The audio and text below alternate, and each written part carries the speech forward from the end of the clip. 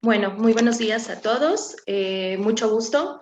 Mi nombre completo es Sireneset Salamanca Uscanga. Soy residente del segundo año de Medicina Familiar de la Unidad de Medicina Familiar número 10 del Instituto Mexicano del Seguro Social, avalada por la Universidad Veracruzana. El día de hoy, 21 de octubre, voy a hablarles sobre un tema bastante importante, que es lo de la atención en el primer nivel de lo que es el adolescente, la atención integral de la salud del adolescente, que es una problemática en el primer nivel de atención.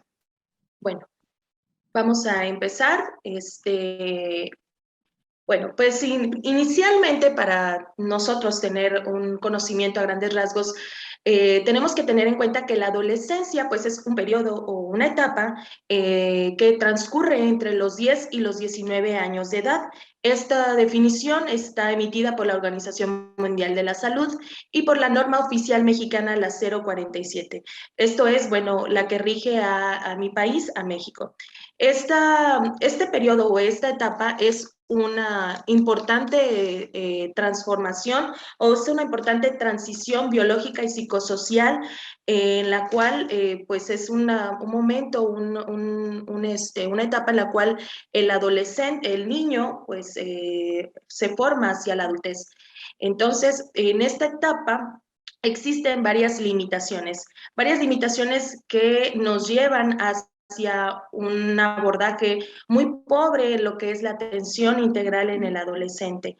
Pero también estas limitaciones no solamente nos hablan respecto a la atención, sino nos hablan también de ciertos topes que tenemos el día de hoy con respecto a poder ahondar, de poder investigar a grandes rasgos lo que es esta población. Existen limitaciones que van desde lo que es una poca investigación con respecto a la utilización de los sistemas o de los servicios de salud por parte de esta población, hasta las situaciones en las cuales quedan excluidos ciertas poblaciones de adolescentes. Es decir, no se engloban a todos los adolescentes al momento de que se llegan a investigar. Se excluyen adolescentes que laboran, se excluyen adolescentes que no pertenecen a un círculo social específico. Y bueno, también hay otra limitación que es la falta de acuerdo con respecto a los consensos de las edades de los adolescentes. Hay médicos o hay instituciones que dividen a la adolescencia en adolescencia temprana, media y tardía. Pero bueno, dejando a un lado todo esto, lo que yo quiero hablarles el día de hoy, pues es de lo que es la evaluación integral de la salud de los y las adolescentes. ¿Qué es la evaluación integral de la salud? Bueno, pues la evaluación conlleva un abordaje nutricional, conlleva un abordaje en el desarrollo sexual, en el desarrollo psicológico, una evaluación auditiva, una evaluación de los factores de riesgo, una evaluación odontológica, física, o sea, todo lo que es la evaluación del adolescente engloba muchos aspectos, o sea, hay que abordarlo de mil y un formas para poder lograr o llegar a otorgarle la atención principal o la necesaria que requiere esta población. Porque bueno, como sabemos, esta es son individuos más expuestos a situaciones de vulnerabilidad y de riesgo. Y es por eso la importancia de poder realizar un buen abordaje. ¿Cómo vamos a lograr estas evaluaciones? Bueno, pues mediante un plan de atención integral. Este plan de atención integral pues comprende la provisión continua, la provisión integrada y de calidad de una atención. Esto pues buscando u orientada en la prevención, en la promoción de la salud, en la rehabilitación y de la recuperación. Y para lograrse este plan de atención que busca realizar estas evaluaciones que acabo de comentar, bueno, pues nos guiamos con la implementación de distintas estrategias. La que sigue, por favor. La primera estrategia nos habla de lo que es la descentralización. Esta, a grandes rasgos, nos comenta o se traduce como la función de contribuir a mejorar la equidad, la eficiencia y la calidad de las prestaciones que brinda el sector salud. La segunda estrategia es la coordinación multisectorial e intersectorial. Esto, bueno, pone en énfasis o se entiende como la unión de esfuerzos que buscan, o de diferentes sectores que buscan un objetivo en común, el principal de todos, a favor de los y las adolescentes. La que sigue, por favor. La tercera estrategia, que es la participación activa de los adolescentes. Aquí, nosotros como médicos de primer nivel de atención, buscamos involucrar a todos estos adolescentes a lograr una toma adecuada de decisiones, a que puedan desarrollarse integralmente con sus pares, a que puedan ser partícipes en los diferentes procesos de la atención integral de la salud.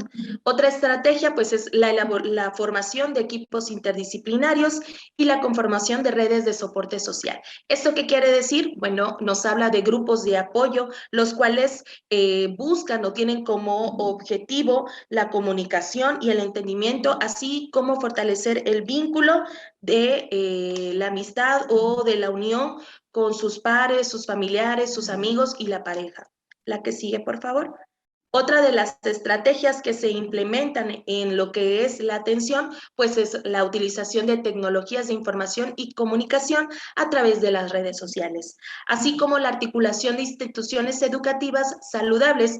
Esto que nos traduce, nos habla de una unión, de un establecimiento de salud público junto con las instituciones educativas que tienen como una finalidad un trabajo conjunto y busca o potencializa las habilidades del adolescente a la hora de la toma de sus decisiones. La que sigue, por favor. Así también otras estrategias que son la formación de los adolescentes como educadores, la implementación de familias fuertes, que bueno, esto nos va a ayudar o nos permite una buena comunicación entre padres e hijos, lo cual conlleva pues a una disminución en el comportamiento o comportamientos de riesgo. Otra estrategia es la promoción de comunidades saludables y de municipios saludables, que bueno, estas lo que buscan es desarrollar intervenciones para la promoción de prácticas saludables y el fortalecimiento del involucramiento de esta población, es decir, de los adolescentes. Entonces, mediante estas estrategias se busca elaborar un plan de atención integral que tenga como finalidad realizar evaluaciones que son las que acabo de mencionar. La que sigue, por favor. Y bueno, ¿cuáles son los objetivos del abordaje mediante una entrevista al adolescente? Pues bueno, es importante que nosotros como médicos de primer nivel de atención podamos identificar el problema real, ya sea tanto físico, psicológico, emocional y sociocultural. Y aquí llega a este apartado un término bastante frecuente que es el de la agenda oculta. La agenda oculta, la realidad es aquella situación en la cual el paciente, en este caso el adolescente, acude por un motivo de consulta y durante la evolución de la atención sale a la luz el motivo real por el que acude el paciente. A esto se podía definir como la agenda oculta. Otro objetivo del abordaje mediante la entrevista adecuada al adolescente, pues es obviamente establecer una adecuada relación, un adecuado vínculo entre médico y adolescente. Y finalmente, pues valorar el desarrollo madurativo, psicosocial, conocer las capacidades y los factores protectores para afrontar y resolver los problemas, en este caso, del joven. La que sigue, por favor.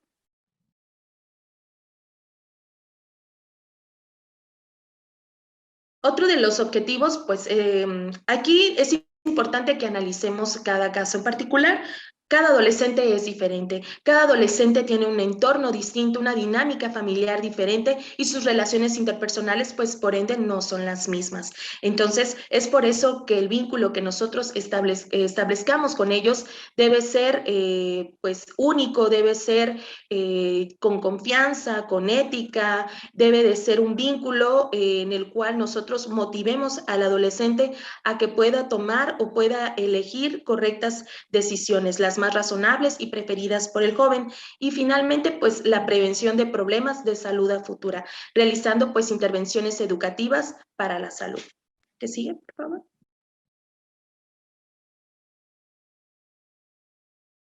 El trabajo con los adolescentes se concentra en dos principales objetivos, el proyecto de vida y su autonomía.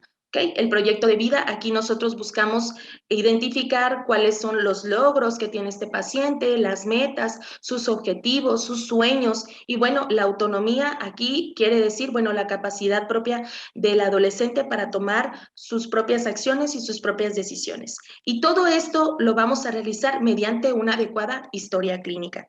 La que sigue, por favor. La historia clínica que nosotros debemos abordar en estos pacientes, independientemente de indagando los antecedentes que comúnmente nosotros como médicos familiares de primer nivel de atención logramos hacer, pues en esta población que como he comentado es una población bastante difícil, es una población bastante expuesta a riesgos y bastante vulnerable, pues buscamos poder indagar y poder llegar a ciertos aspectos que en otras poblaciones no pudiéramos lograr. Está lo que es, hay un acrónimo que sería el Heads First. Lo había colocado en otra diapositiva, pero me parece que colocaron otra presentación.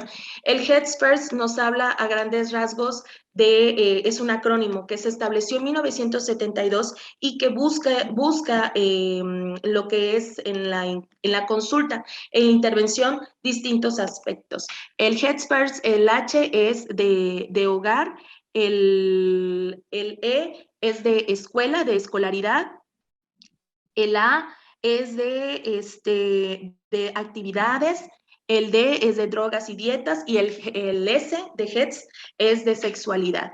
El HEDS First, pues igual casi de la misma manera que este acrónimo establecido por García Tornel, que es el de factores, los dos, la realidad es que comparten muchas cosas en común. Pues obviamente investigar y hablar de ciertos aspectos que serían los de los aspectos familiares, de amistades, de colegio, tóxicos, objetivos de riesgos, estima y de sexualidad. Los familiares, pues buscar sus relaciones interpersonales con padres, hermanos, sus amistades, actividades, deportes, colegio, trabajo, rendimiento, tóxicos, búsqueda de ingesta de tabaco, alcohol, algunas drogas, los objetivos que tiene el adolescente, que son los estudios, trabajo, sus riesgos ambientales, violentos, medicaciones, el estima, la valoración de la imagen del paciente y su sexualidad, indagando una historia ginecológica y sexual.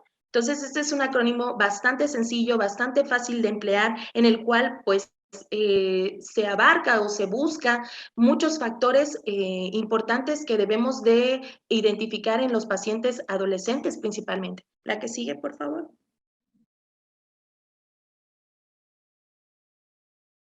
Y bueno, las características que se deben brindar siempre en una atención: disponibilidad, visibilidad, la calidad, obviamente la confidencialidad, la satisfacción, flexibilidad por parte del médico y del paciente, así como una adecuada coordinación.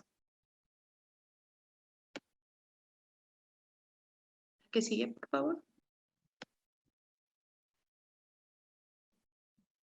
Y bueno, algunas sugerencias, como en todo, hay que, como médicos en esta población, saludo cordial, mirar fijamente a la persona, al adolescente en este caso, presentarnos de manera agradable y sencilla, hacerle el cuestionamiento al adolescente de cómo debemos de llamarlo, cómo desea el ser llamado, explicar las características de la consulta, garantizar privacidad, confidencialidad, tomando en cuenta el contexto cultural y siempre escuchar atentamente a nuestro paciente. La que sigue, por favor. Es importante también, bueno, que nosotros como médicos familiares podamos en todo momento observarlo, escribir poco, evitar preguntas innecesarias, solo las preguntas pertinentes, evitar silencios prolongados, ubicarnos en la entrevista, pues en la realidad actual, priorizar los motivos de la consulta y siempre resaltando lo positivo, hablando en todo momento en términos claros y entendibles para el paciente.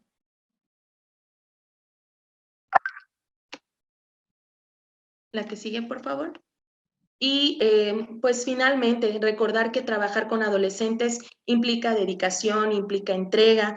No, es por eso la importancia que nosotros como personal de salud, el que esté involucrado en esta atención, pues tenga una buena actitud y una adecuada capacitación. Y con esto finalmente se puedan identificar y responder las necesidades y demandas que son específicas de cada adolescente, siempre teniendo una buena apertura hacia el adolescente mujer, hacia el adolescente hombre, y no solamente hacia ellos, sino hacia su entorno, hacia sus familiares, sus compañeros, sus pares, sus amigos y su pareja. Finalmente, pues como todos en algún punto hemos trabajado con adolescentes, el adolescente no es una población más, es una población bastante expuesta a múltiples riesgos, por lo cual el compromiso debe de ser bastante importante, debe existir una adecuada capacitación por parte del médico y pues está de más que haya una buena actitud por parte de la persona que vamos a atender. La que sigue, por favor.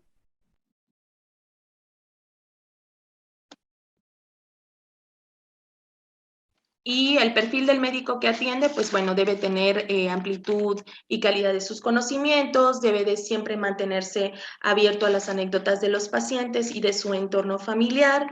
El médico debe de ser capaz de poder identificar todos estos, de poder indagar todas las áreas que acabo de mencionar para que podamos llegar hacia el motivo real de la consulta en estos pacientes. La que sigue, por favor.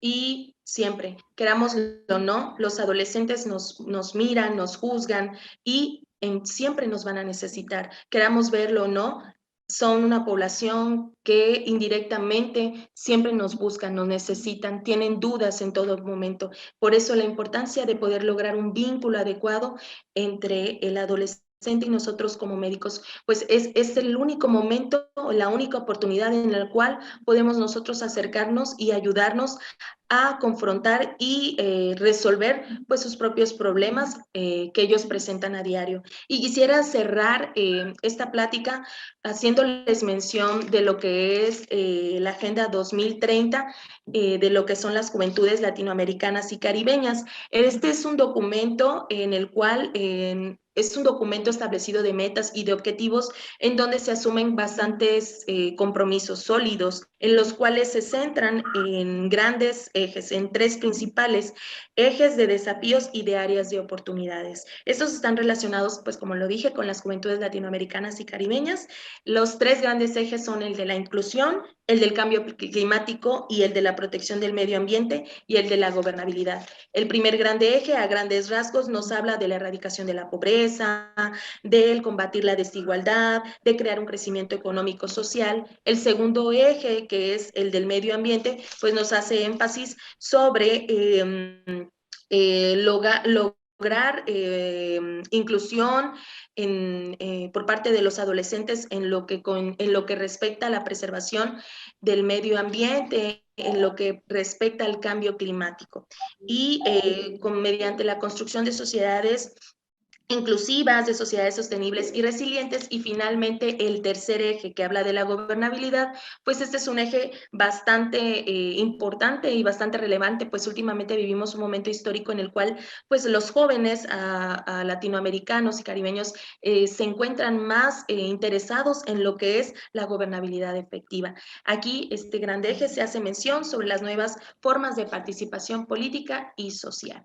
Y bueno, pues culmino mi presentación sin antes agradecerles el tiempo, la oportunidad y el espacio para proyectar este tema que a grandes rasgos es bastante importante nosotros como médicos de primer nivel de atención, poder tener el dominio, poder tener la capacidad de poder ahondar, de poder tener un buen abordaje en esta población que es una de las poblaciones de bastante riesgo. Y pues muchísimas gracias, les agradezco su atención. No sé si alguien tenga alguna pregunta o alguna duda. Bueno, doctora Sirenia, muchísimas gracias por su presentación. Obviamente muy importante, como usted lo ha dicho, es importante pues el vínculo que se establece con los adolescentes. Creo que es como el mensaje más importante que nos puede quedar a todos. Muchísimas gracias, muy excelente la presentación. La invitamos a continuación a darnos unos tiempitos de espera para poder resolver las preguntas al final de la sección. Bueno, Sí, a muchísimas gracias. continuación, no, a usted, doctora, muchísimas gracias. A continuación, pues daremos paso a nuestra siguiente presentación, cuyo tema es cómo interpretar adecuadamente el antibiograma, terapia dirigida para el uso prudente de antibióticos. a cargo de la doctora Rocío Rojas, residente de segundo año de Medicina Familiar de la Universidad del Bosque, médico cirujano de la Fundación Universitaria San Martín, sede Bogotá. Adelante, doctora. Hola Kevin, muchas gracias. Bueno, en primer lugar, muchas gracias al Congreso Nacional de mi universidad para permitirme dar pues, esta oportunidad para poder exponerles este tema. Entonces, bueno, como decía, bueno, buenos días para todos. Como decía Kevin, mi nombre es Rocío Rojas, soy residente de segundo año de Medicina Familiar de la Universidad del Bosque y el día de hoy les voy a hablar de cómo interpretar adecuadamente el antibiograma, terapia dirigida para el uso prudente de antibióticos. Bueno, en primer lugar, quiero contarles por qué es importante este tema, sobre todo en la parte de medicina familiar. Hay que tener en cuenta, en primer lugar, que la medicina familiar es la puerta de entrada del sistema, tanto urgencias, hospitalización y consulta externa. Vemos que muchas veces una de las patologías más importantes que vemos es la infección de vías urinarias y son esos pacientes que vemos recurrentes o que no sabemos simplemente cómo tratar cuando nos llega el antibiograma y no sabemos qué hacer. Entonces, básicamente nuestro rol es ser responsables y prudentes con el uso de antibióticos e implementar estrategias tanto en los servicios de consulta como de hospitalización. Entonces, ¿qué hacer cuando llegan estos pacientes cuando no sabemos qué antibiótico poner? Primero, pues, en primer lugar, en el 2012 la OMS declaró la resistencia bacteriana como un problema de salud pública y ante esto, pues, contribuyeron las limitaciones en las opciones terapéuticas y por lo tanto se aumentó la morbimortalidad. Es por esta razón que se utilizaron algunas estrategias para poder disminuir esta resistencia bacteriana. Entre esas está la interpretación adecuada del antibiograma. Esto contribuye a la restricción de uso de antibióticos de amplio espectro, hacer el desescalonamiento adecuado basado en urocultivo y nos permite a nosotros tener una terapia dirigida para darle la dosis adecuada al paciente adecuado y el antibiótico adecuado. Por esta razón, la ITSA implementó unos programas que son reconocidos a nivel mundial, que es el Antimicrobial Stewardship, que el propósito es para precisamente esto, uso prudente de antibióticos. Entonces, la idea es que nosotros sepamos identificarlos y si bien no manejamos todo el tipo de antibióticos de amplio espectro, sí sepamos decir, no pongo este antibiótico en este momento, lo remito a urgencias, lo remito a hospitalización o definitivamente sí lo puedo manejar en la consulta externa. Entonces, bueno, como todos conocen la interpretación del antibiograma, lo que hemos visto siempre que es susceptible, intermedio y resistente, pero esto va más allá de unas palabras y de decir, pongo el antibiótico que hay si está susceptible o no lo pongo si es resistente. Hay varios mecanismos que les voy a explicar. La idea es que hagamos un taller al final para que podamos entender estos principales mecanismos. Bueno, susceptible hace referencia al microorganismo inhibido de las concentraciones del antibiótico recomendado por X sitio, es decir, X hospital. Intermedio, respuesta menos predecible, puede ser una zona buffer y se creó para disminuir los errores de esta interpretación. Ya resistentes son todos los que no son inhibidos por las concentraciones del antibiótico que se alcanzan habitualmente para este microorganismo.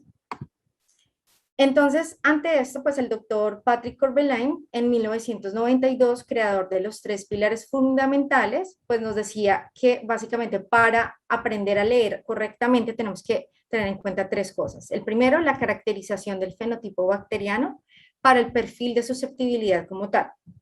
Después, deducir el mecanismo de resistencia implicado a partir del fenotipo de resistencia, que ya más adelante vamos a ver a qué se refiere con esto. Y la inferencia y modificación del fenotipo si llegara a ser necesario. Entonces, teniendo en cuenta estas características, ¿qué necesitamos? Necesitamos 6 cosas para saber cómo identificar correctamente el antibiograma. Lo primero, identificar correctamente la bacteria que estamos hablando. Segundo, conocer las resistencias naturales de estas bacterias. El tercero es identificar las resistencias adquiridas de las bacterias, conocer la epidemiología local. Esto es muy importante porque cuando llegamos a trabajar en algún sitio, sea hospital, en los médicos familiares que están en urgencias, debemos conocer cuál es esta epidemiología local de la institución, es decir, qué gérmenes habitualmente están considerados y cuánto es el nivel de resistencia o el porcentaje de resistencia. Utilizar también antibióticos marcadores de mecanismo de resistencia que orientan al clínico a saber pues estos mismos mecanismos y la utilización de técnicas confirmatorias. Entonces, en primer lugar, para la identificación correcta, entonces, primero, la presencia de un nuevo mecanismo de resistencia debe ser sospechado cuando creemos que hay algo fuera de lo habitual. Segundo, que existan problemas técnicos en la parte del laboratorio que haga una correlación que no esté relacionada y que nos haga pensar que no es usual que este mecanismo esté. Los métodos, esto básicamente es como por cultura, pues tenemos que tener en cuenta que hay unas pruebas bioquímicas y métodos moleculares. Últimamente los métodos moleculares, que son los ARN y el MALDI-TOF, son los más usados para detectar este tipo de bacterias. Pero pues esto no lo hacemos nosotros, es más bacteriología, sino para que tengan conocimiento de esto. Entonces, en cuanto a las resistencias naturales, ¿a qué se refiere? Es la composición genética de una especie bacteriana, la cual permite que la bacteria no sea afectada por el antibiótico. Un ejemplo son los micoplasmas. Los micoplasmas tienen resistencia natural a los beta-lactámicos porque carecen de pared bacteriana. Otro caso es que siempre en la Klebsiella pneumoniae, cuando vemos en un urocultivo, hemocultivo o cualquier cultivo que aparezca Klebsiella pneumoniae, es normal ver la resistencia a la ampicilina porque el Klebsiella pneumoniae, la Klebsiella tiene una producción de una enzima que es SHB1 y permite, y esta enzima, más adelante vamos a ver la importancia en las beta-lactamasas, pues permite realizar también un control de calidad cuando se identifica esta bacteria. Aproximadamente el 2% de los aislamientos no expresa el patrón de resistencia, por eso es tan importante conocer manualmente este tipo de resistencias. ¿Cuáles son las resistencias adquiridas? Básicamente lo que hace la resistencia adquirida es modificar el genoma y lo que hace es mutaciones, lo más frecuentes a través de plásmidos, y lo que hacen es adaptarse al medio ambiente cambiante. Ejemplo, lo más común que vamos a ver son las beta-lactamasas, que lo que hacen es codificar a elementos genéticos móviles. Lo pueden hacer a través de secuencias de inserción, transposones e integrones, y lo que hacen es que facilitan o la eliminación o la captura de estos plásmidos que permiten que no sean ejercidos o eliminados por el antibiótico. Como les decía, en la epidemiología local, hay una clasificación de WUNET, por sus siglas en inglés, que nos permite conocer la microbiología, identificar los perfiles de susceptibilidad, los microorganismos más prevalentes, la concentración inhibitoria mínima, y esto lo va a clasificar en habitual, que es el mecanismo de resistencia que se espera en diferentes sitios. Raro es poco habitual o recientemente caracterizado, es decir, encontrar, por ejemplo, una KPC en un sitio donde generalmente no trabajamos, entonces esto es algo raro, donde generalmente no es prevalente, perdón. E imposible, pues que no corresponde a un mecanismo previamente caracterizado.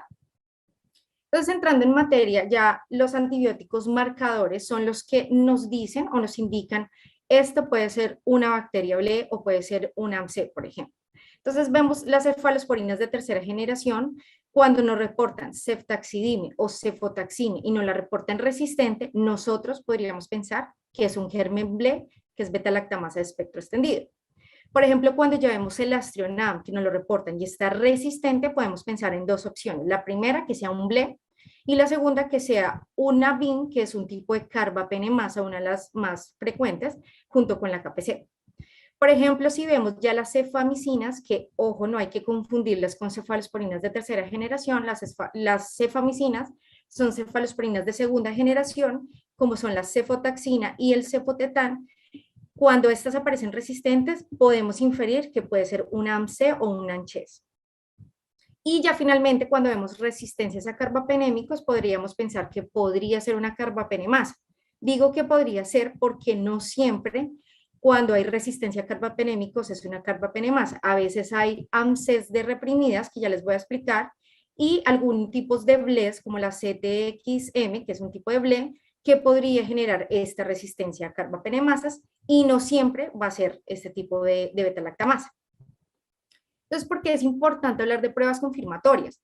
Porque a veces al clínico se le dificultan este tipo de cosas. Entonces, el laboratorio lo que nos hace es ayudarnos a identificar adecuadamente que sí estamos tratando de X beta-lactamasa. Entonces, primero se hacen las más comunes, pues son dilución en caldo, difusión agar, método gravimétrico y antibióticos marcadores, que fue los que les mencioné ahorita. Básicamente, cuando uno necesita confirmar algún tipo de bacteria, siempre hay que usar otro método. Si se usó dilución en caldo, generalmente se hace difusión en agave. Y las metodologías utilizadas, bueno, esto básicamente es por generalidades, pruebas de sinergia de doble disco combinado, prueba gravimétrica y bioensayos, que en los bioensayos es más frecuente la imagen que tengo acá abajo, que es el test de Hodge modificado, que cuando nos reportan test de Hodge modificado, hacemos referencia a que estamos hablando de una carbapenemasa. Entonces, continuando con esto rápidamente lo voy a mencionar. Esto es una tabla que nos muestra cuáles son los falsos positivos y negativos en las pruebas confirmatorias. Lo que les decía acá, acá en la prueba Hodge modificada podemos tener una que es como la más importante, podemos ser una AMC que puede hacer un mecanismo de cierre de porinas o una expresión de Blea con CTXM, que es un tipo de Blea. Y bueno, así entre varios falsos positivos o falsos negativos, pero bueno, esto es como para que lo sepan nada más. Ya hablando en términos de enterobacterias, que es como el tema grueso de esta charla, me centré en las enterobacterias porque tendría que ser otra charla para gram positivos y los otros gérmenes que son bacilos gram negativos no fermentadores como Pseudomonas aeruginosa, Acinetobacter baumannii y Strenotophomonas maltophilia, pero son microorganismos que realmente pues no tendríamos como mucho campo. En cambio, en las enterobacterias vemos más frecuente que la E. coli, Proteus, Klebsiella, Enterobacter, Salmonella y Shigella están muy frecuentes en nuestro medio. Enterobacterias hace referencia a infecciones del intestino, sin embargo, a medida del tiempo ya hemos visto neumonías por Klebsiella, que son neumonías atípicas, hemos visto neumonías también por Enterobacter, bacteriemias también están asociadas, por translocación bacteriana, y pues lo más frecuente, infecciones de vías urinarias por E. coli y Proteus, entonces por eso es importante que sepamos más que todo de enterobacterias. Entonces, en este momento, pues familiarizarse, quiero que se familiaricen con 4 nombres, que son las beta-lactamasas, que son las penicinilasas, la primera, que son las conocidas Blea, que es diferente a Ble. Blea es beta-lactamasas de espectro amplio. Las AMCs, AMCHES o AMC, como quieran pronunciarlos, que cada una de esas letras tiene un microorganismo en especial. Las beta-lactamasas de espectro extendido o Ble, que son diferentes, como les decía, las Blea. Y finalmente las carbapenemasas, entre paréntesis la KPC, que como les decía, no es la única, pero sí es la más frecuente. Entonces, en cuanto a resistencias naturales, básicamente les voy a mencionar 3 grupos grandes de lo que más vemos. Por ejemplo, en el grupo 1 vemos que lo que es E. coli y Shigella tienen una AMC cromosómica que hace que tengan una sensibilidad a beta-lactámicos, entonces generalmente los vamos a ver como sensibles, pero no quiere decir que le vamos a poner ningún tipo de beta-lactámico en estos pacientes, ¿sí? Entonces lo vamos a ver, pero no es muy frecuente que nosotros veamos que vamos a utilizar este tipo de antibióticos. Resistencia a ampicilina y aticarcilina, entonces decía Klebsiella pneumoniae, Klebsiella oxytoca y Citrobacter poceri tienen algunas enzimas que hacen resistencia natural a estos medicamentos, a estos medicamentos antibióticos.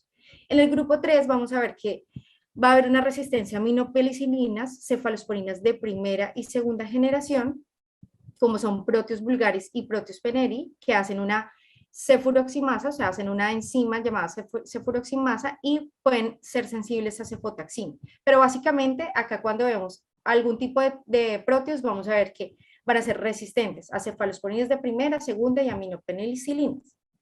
En el grupo 3 vamos a ver que las cefamicinas, como les decía, cefotetán y cefoxitin, van a ser resistentes en el grupo de AMCs, la mayoría. Vamos a tener Enterobacter, Citrobacter, Serratia, Morganella y Providencia, que lo que hacen es hidrolizar tanto a las cefalosporinas de primera generación, tanto a cefamicinas, y no van a ser necesariamente inhibidas por los inhibidores de beta-lactámicos. Y en el grupo 4, que ya son Yersinia enterocolítica, pero bueno, este germen no es tan usual o no lo vemos tan frecuente en nuestro medio. Entonces, lo que les explicaba que es AMC reprimida y AMCD reprimida. Como les comentaba, las E. coli y algunas serratias y algunas serratia y enterobacter tienen unas AMC cromosómicas, es decir, dentro de su componente genético es normal que ellas produzcan estas enzimas, lo que las hace a ser más predisponentes y a hidrolizar mucho más cuando hablamos de AMC-D reprimida. Es cuando vemos que no solamente coge ampicilina, o sea, no solo es resistente a ampicilina, amoxicilina, a piperacilina, sino que también puede tomar acefalosporinas tanto de primera generación y puede llegar ya cuando es un AMC, o sea, cuando hay una hiperproducción de AMC, podemos ver hasta cefalosporinas de segunda y de tercera generación que pueden haber resistencias. Entonces ahí uno habla, es AMC-D reprimida. Es importante evaluar acá que tanto las AMC-D reprimidas, lo que usualmente tendremos a hacer es dar cefalosporinas de cuarta generación como tipo cefepime. Pero hay que tener en cuenta que el cefepime tiene un efecto antiseudomónico y la idea del programa del uso prudente de antibióticos es evitar tratar a enterobacterias con medicamentos que sean antiseudomónicos, porque lo que vamos a hacer es una presión selectiva para aparición de pseudomonas. Entonces, lo que recomiendan no sería tanto el uso de cefepime, ¿listo? Sino más bien algún tipo de carbapenémico tipo ertapenem si estamos hablando ya del tracto urinario. Sin embargo, pues cefepime sí se puede usar en AMC-D reprimida.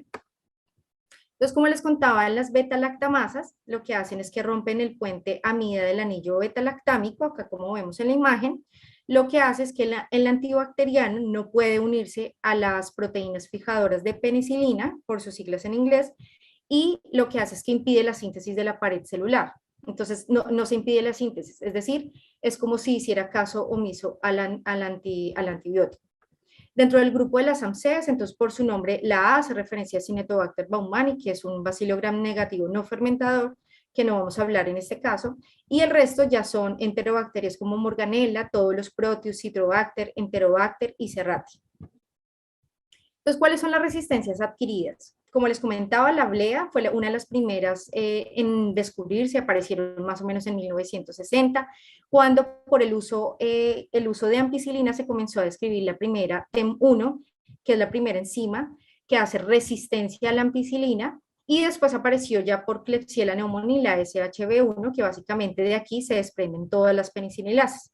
Vamos a encontrar resistencia en el urocultivo a amoxicilina, ampicilina, a carbenicilina, ticarcilina y a piperacilina. Puede estar sensible o puede estar resistente según lo que vemos. Más adelante les voy a explicar cuál es la diferencia entre hiperproducción de penicilinas y qué es una IRT, que también son conocidas en nuestro medio. En cuanto a la BLE, ya aparecieron en 1983, no era tan usual encontrarla, sin embargo, por la mutación y ampliar el espectro, como veníamos acá de ampliar el espectro, se extiende este espectro ya a más de 300 clases en la actualidad. Hay muchos tipos de BLE, una de las que de donde se originan son de las penicililasas, y lo que van a hacer es que hidrolizan cefalosporinas, a excepción de las cefamicinas, y son inhibidas por los inhibidores. El CLSI es como el laboratorio estándar a nivel mundial que nos da las pruebas o los puntos de corte a los inhibitorios, para MIC y también para las pruebas estandarizadas para E. coli, Klebsiella y Proteus. Ya después las AMCs aparecieron y se sospecha cuando hay resistencia a las cefamicinas y también a los inhibidores de las beta-lactamasas. Las bacterias, como les decía, pueden ser portadoras de AMC cromosómica y pueden ser adquiridos a través de plásmidos. Entonces, es importante grabarnos que van a hidrolizar cefalosporinas de primera, segunda, tercera generación. Podrían hidrolizar carbapenémicos por el mecanismo de cierre de porinas que usan las carbapenemasas, y esta se les denominó ESAC y pueden llegar a producir resistencia a cefalosporinas de cuarta generación como cefepime. Las carbapenemasas aparecieron hasta 1990.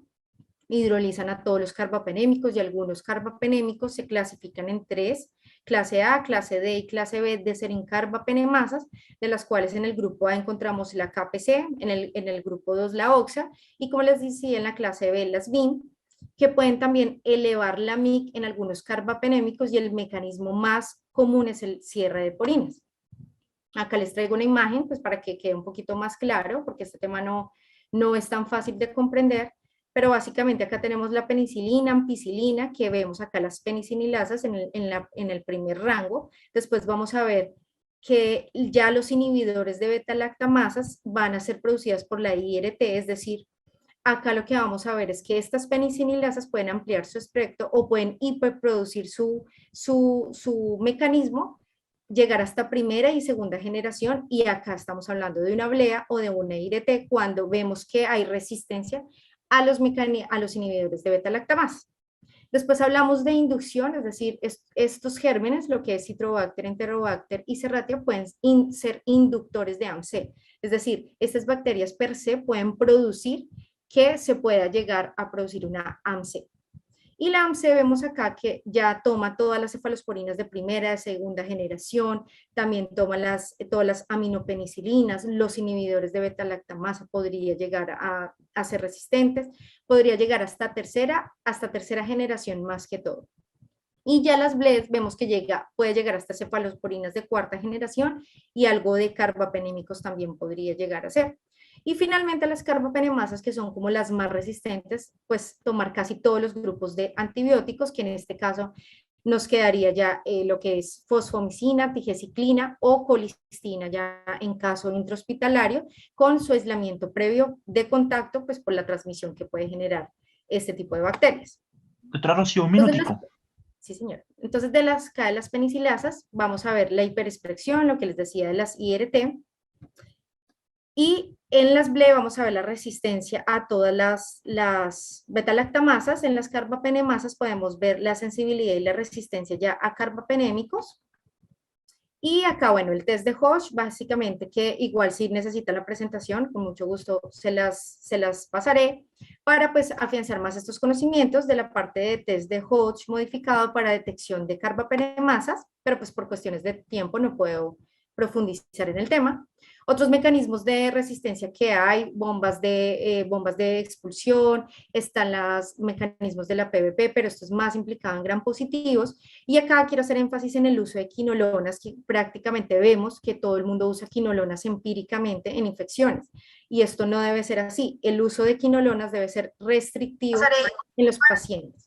Y debemos tener en cuenta que la resistencia para Latinoamérica es el 20% de cepas de E. coli para fluoroquinolonas.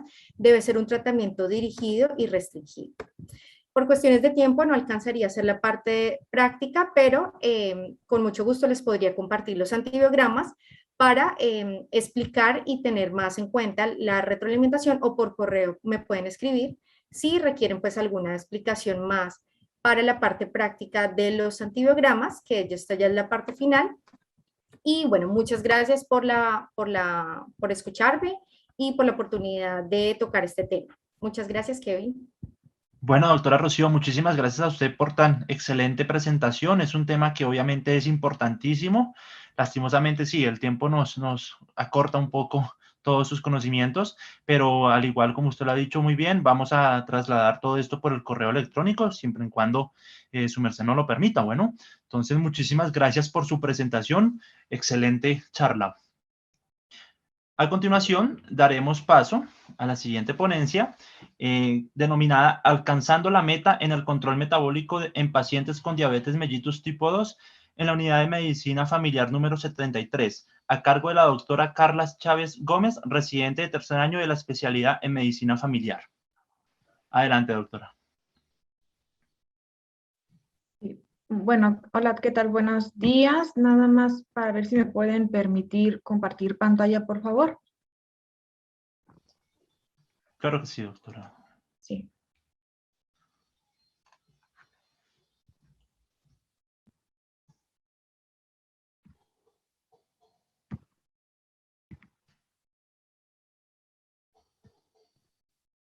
Ok, quisiera saber nada más a ver si ya se puede visualizar la pantalla.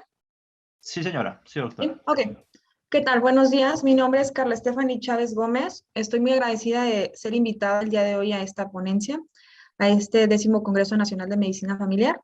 Soy residente de tercer año de la especialidad de Medicina Familiar y mi unidad sede es la unidad de Medicina Familiar número 73, que se ubica en el municipio de Saltillo, Coahuila, México.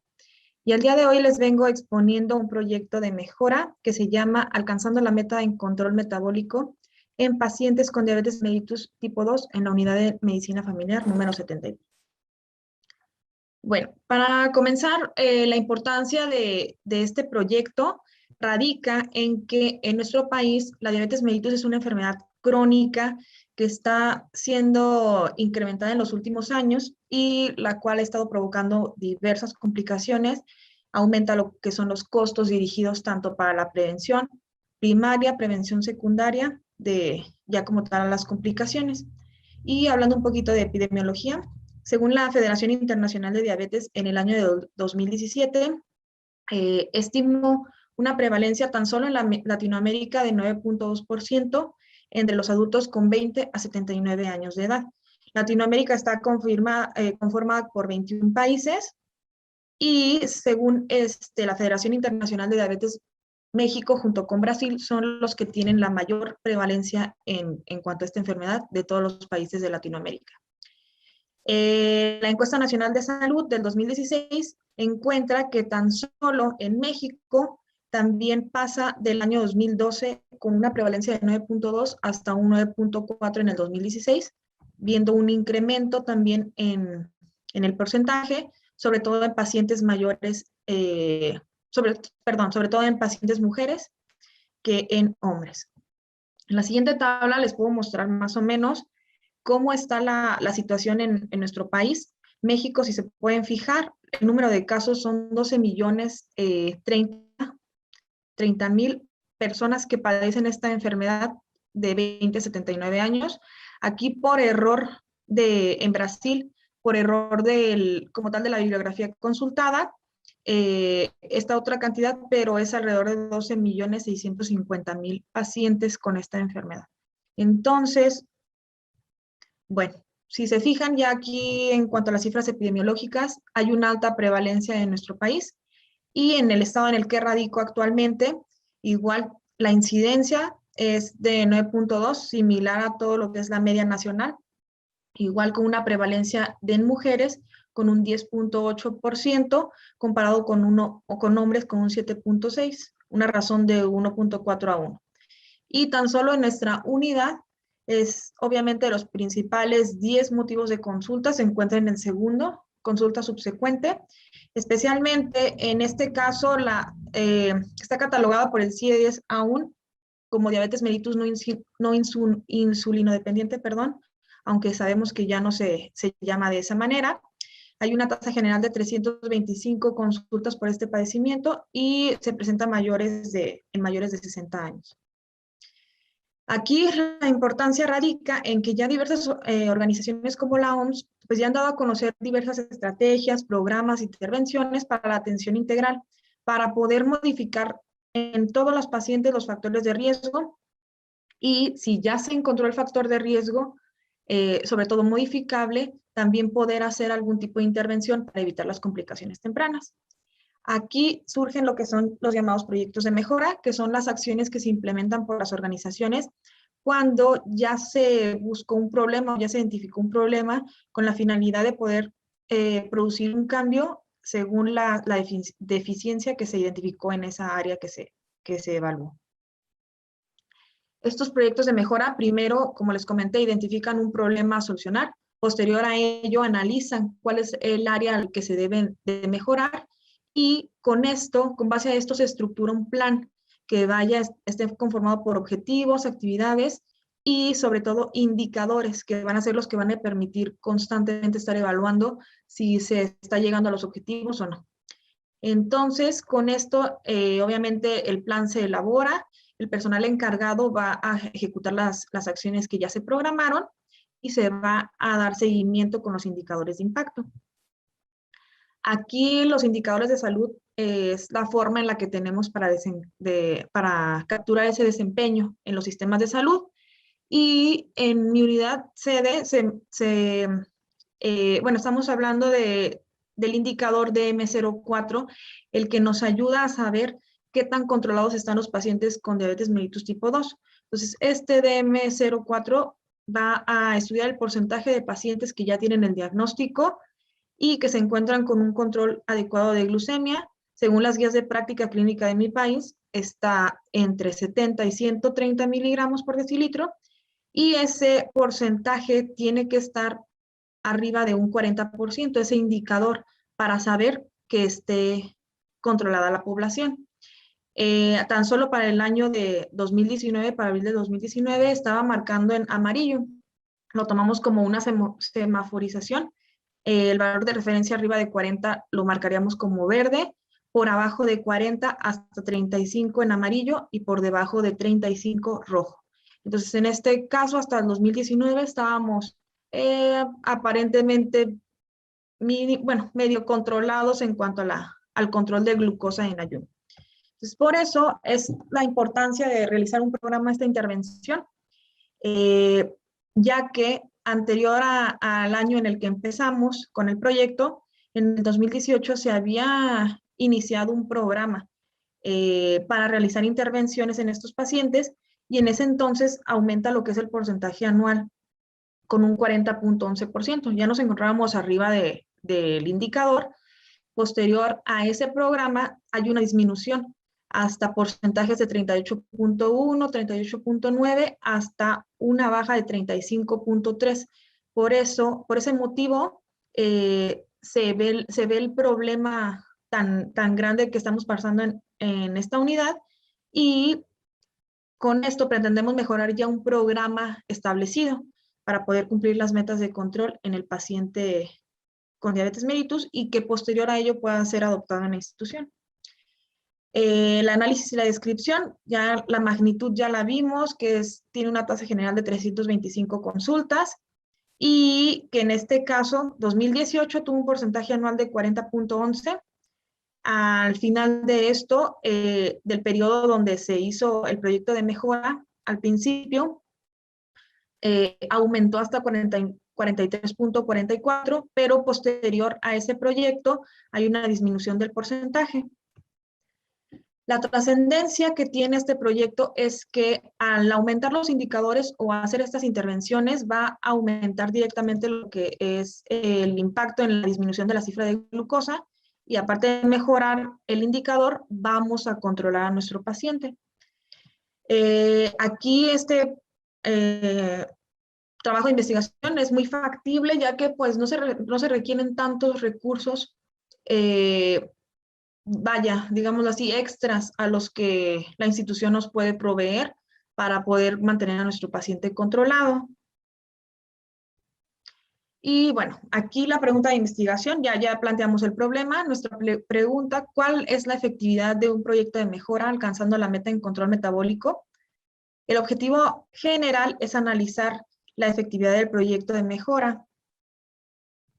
En cuanto a nuestra hipótesis de trabajo, bueno, la efectividad del proyecto de mejora alcanzando la meta en control metabólico es alta. Nuestra hipótesis nula, la misma efectividad del proyecto de mejora es baja. Y en cuanto a objetivos específicos, los primeros son describir pues todos los factores sociodemográficos ya de los pacientes con diabetes mellitus tipo 2, evaluar la respuesta del perfil metabólico. Aquí, aparte de tomar en cuenta lo que son las cifras de glucosa, tomamos el perfil metabólico, que en este caso está formado por una glucemia, la glucosa menor de 130, la tensión arterial en pacientes hipertensos que sea menor de 130/80, y hemoglobina glucosilada menor de 7%. Y con esto se van a evaluar los años 2018, que era el año anterior, 2019, el año en donde se está tomando la intervención, y posterior al 2020 para ver los resultados que dicha intervención obtuvo. El siguiente objetivo específico: determinar la relación entre la respuesta del perfil metabólico del año 2020 y las labores del médico. Y el siguiente objetivo: comparar el porcentaje del indicador en el año 2018, 2019 y 2020. Aquí, material y métodos. Bueno, es una investigación de carácter clínica, cuasi experimental, ambispectiva, longitudinal y analítico.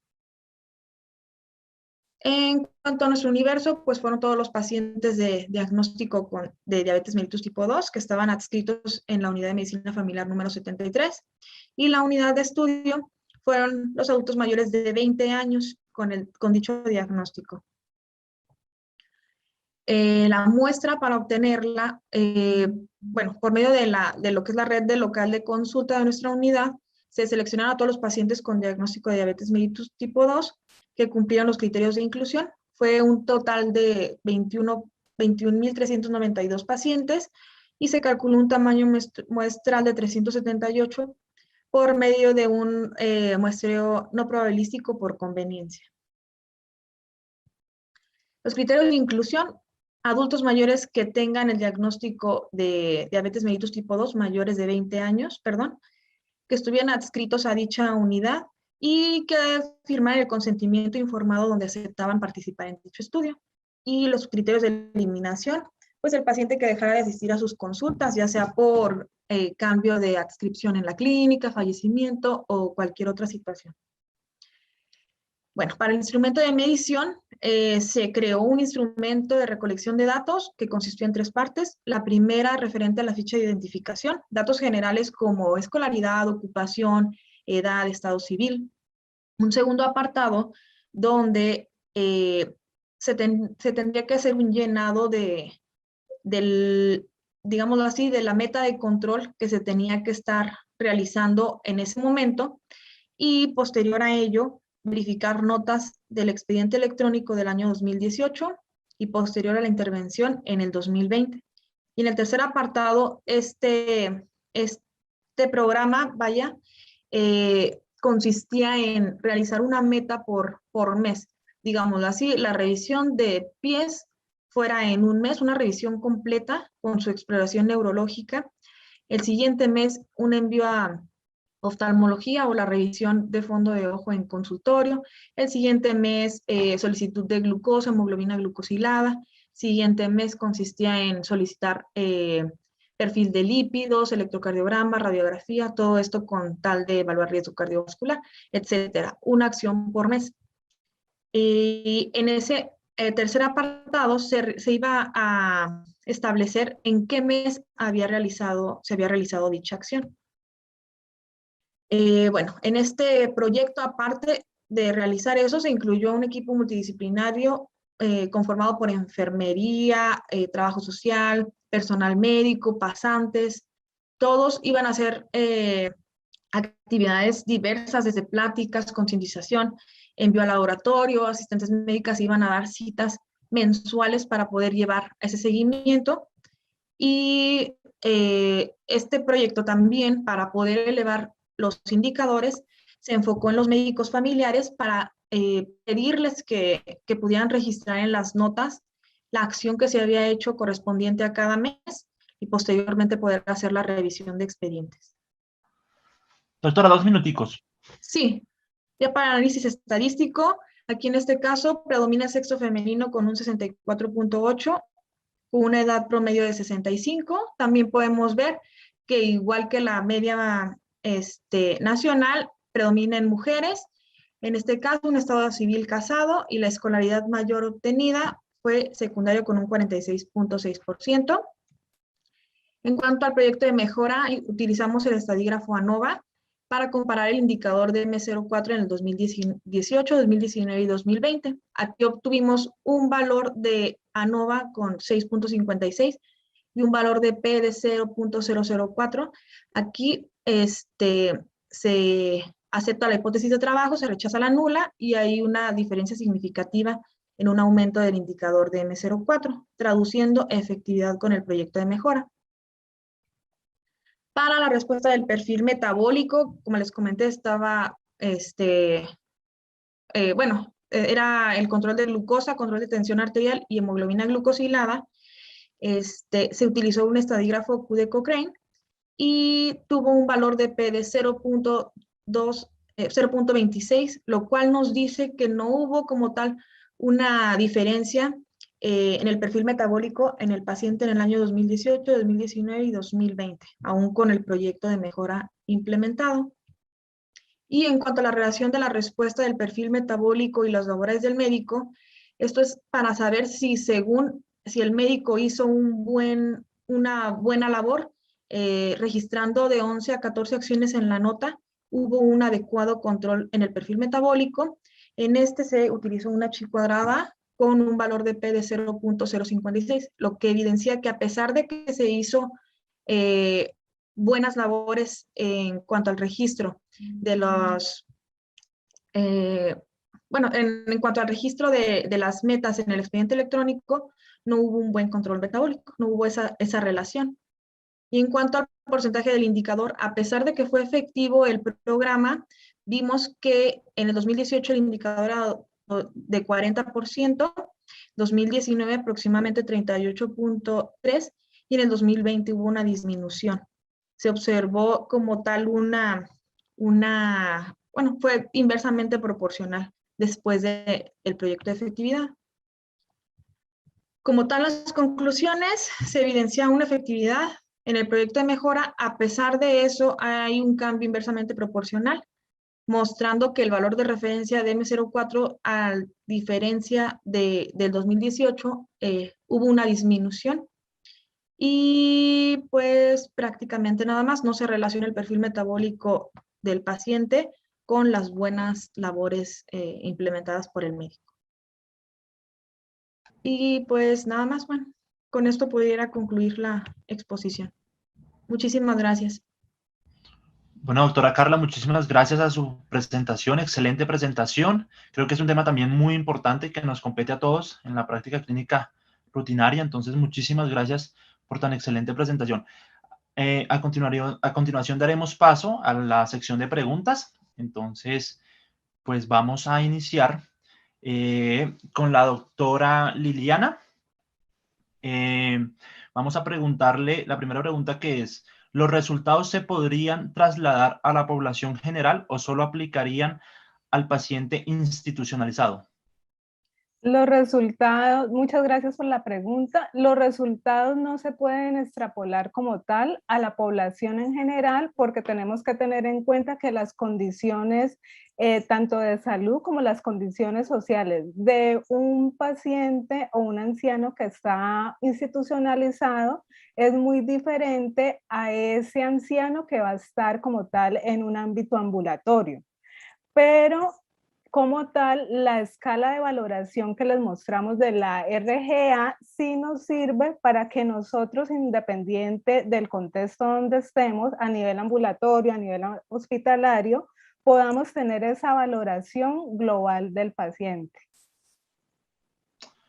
Ok, doctora, muchas gracias.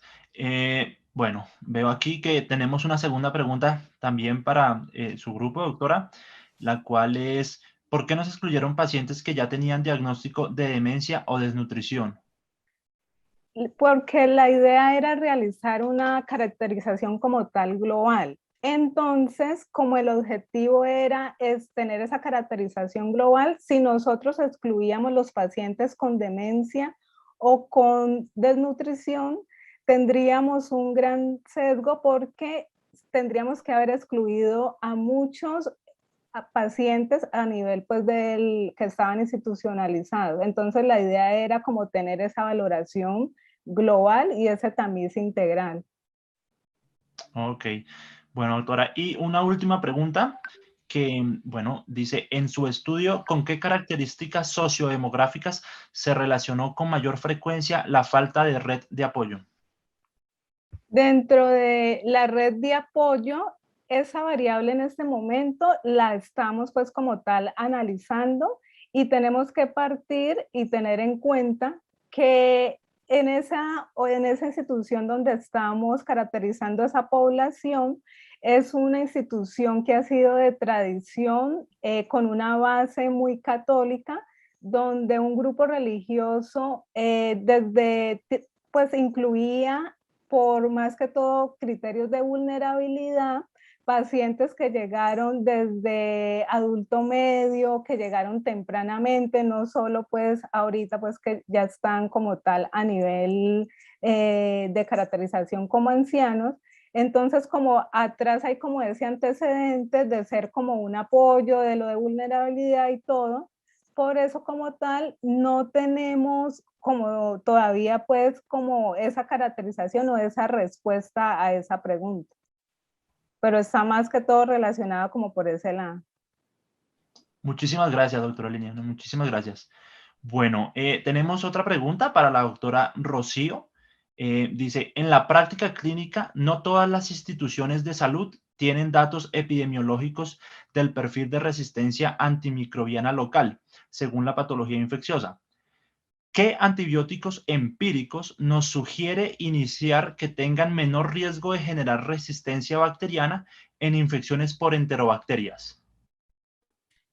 Bueno, Kevin, muchas gracias. Esa es una excelente pregunta. De hecho, se me olvidó mencionarla en la charla, pero bueno, la pregunta es muy válida porque sí podemos iniciar empíricamente antibióticos. Para eso tenemos que tener cuáles son los factores de riesgo para dicho germen. Entonces, cuando hablamos de enterobacterias específicamente, tenemos que hacernos varias preguntas. Uno, paciente mayor de 75 años.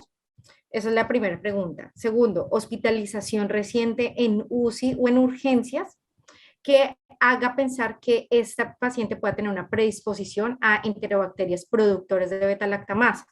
Lo tercero, uso de sonda vesical podría ser o paciente prostático, que si bien hay un riesgo para enterococos, pero también podría ser riesgo para enterobacterias. Estancia en UCI, no sé si ya la dije, la mencioné, y el uso reciente en los últimos 3 meses de betalactámicos, fluoroquinolonas y aminoglicósidos hace pensar que nosotros podríamos estar ante un paciente con una enterobacteria productora de betalactamasa. Generalmente, si hay en las instituciones, hay que ser muy incisivos en buscar este tipo de epidemiología local porque ellos tienen sus propios algoritmos de tratamiento, pero básicamente si estamos hablando de un foco urinario, que es lo más frecuente, y estamos casi seguros, en el hospital militar hay una escala actualizada que es la escala del Tumbarello para mirar si es germen BLE, entonces podemos utilizarla porque es una guía clínica o una escala que nos ayuda a mirar si podemos iniciar empíricamente el menor espectro de carbapenémicos que podría ser ertapenem inicialmente. Pero esto siempre de mano con infectología y con epidemiología. Ya después iniciar meropenem de una no es aconsejable por la resistencia y porque meropenem tiene mucho más espectro, pero en teoría, si estamos seguros de que estamos hablando de una enterobacteria productora de BLE, podemos estar poniendo perfectamente un ertapenem, o si estamos hablando de un germen AMC, podríamos mirar cefepime o la opción de ertapenem como terapia empírica evaluando estos factores de riesgo. Ok, doctora, muchísimas gracias. Bueno, doctora, aquí nos solicitan que de pronto si su merced puede hacernos el ejemplo del antibiograma que nos iba a realizar. Entonces, si por favor nos colabora. Listo, Kevin. Sí, rápidamente les comparto aquí en un ejemplo, pues que es como lo que me gustaría que se llevara. ¿Ahí me están escuchando? ¿Aló? ¿Me están escuchando? Sí. Ah, bueno.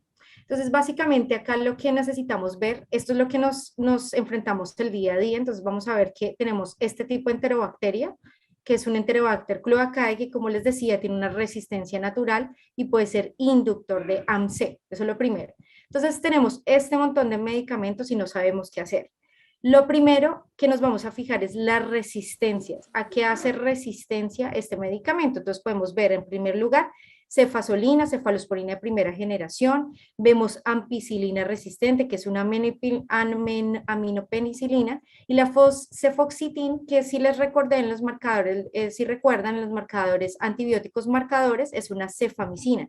Y cuando este está resistente, específicamente estamos hablando de una AMC.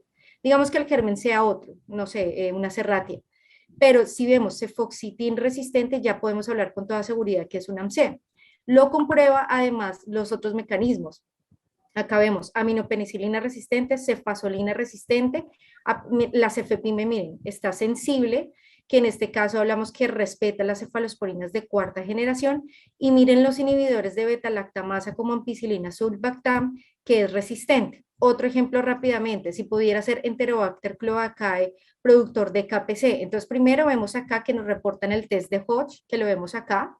Acá nos dice test de Hodge positivo, lo que hace evaluar que efectivamente es resistente a todos, incluyendo acá meropenem, ertapenem y imipenem, resistente en el caso de espectro, de KPC. Y en este caso hablamos, confirmamos, miren que acá no nos lo reportan, pero podemos deducir que es un germen AMC o inductor de AMC por las resistencias a las cefalosporinas y a las aminopenicilinas y también a los inhibidores de beta-lactamasa.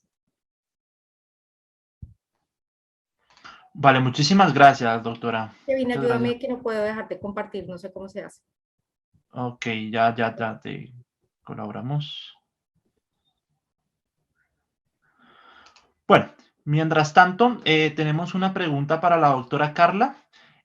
Nos dice, ¿en qué medida cree que el muestreo por conveniencia haya influido en los resultados del estudio?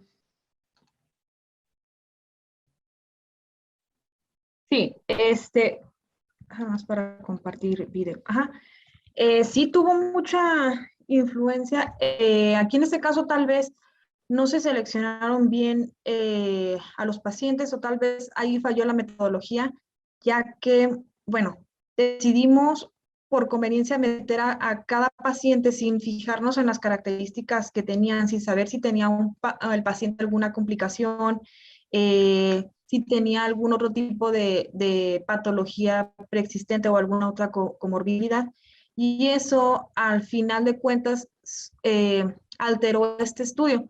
Saber si el paciente vivía solo, si tenía personal acompañante, ya que en esos pacientes, uno, no se pudieron tal vez llevar un seguimiento adecuado de manera mensual, fueron de manera bimensual. Y sí hubo, en este caso, afectación. Sí pudo haber errado la muestra y hecho un poquito de sesgo en este estudio por el hecho de no haberlo eh, contemplado desde el principio. Ok, doctora Carla. Bueno, muchísimas gracias. De igual forma, por ahora vamos a terminar aquí la sesión de preguntas. Agradecerles por todas las charlas dadas. Excelente participación de parte de todos. Y pues, sin embargo, pues invitarlos nuevamente a nuestros stands virtuales a cargo pues de Novo Nordisk, Voidor, Sanofi, Bayer, PTC Therapeutics y Beringer. Nuevamente agradecerles, muchísimas gracias a todos los ponentes, excelente presentación de parte de todos. Esperamos que si de pronto nos sale alguna pregunta a lo largo de la tarde, pues podérselas transmitir a ustedes por medio de correo electrónico y poder dar respuesta a la misma. Esperamos nuevamente pues a futuro poder contar con su participación y bueno, muchísimas gracias. Muchas gracias. Gracias. Muchas gracias. Excelente día. Igualmente.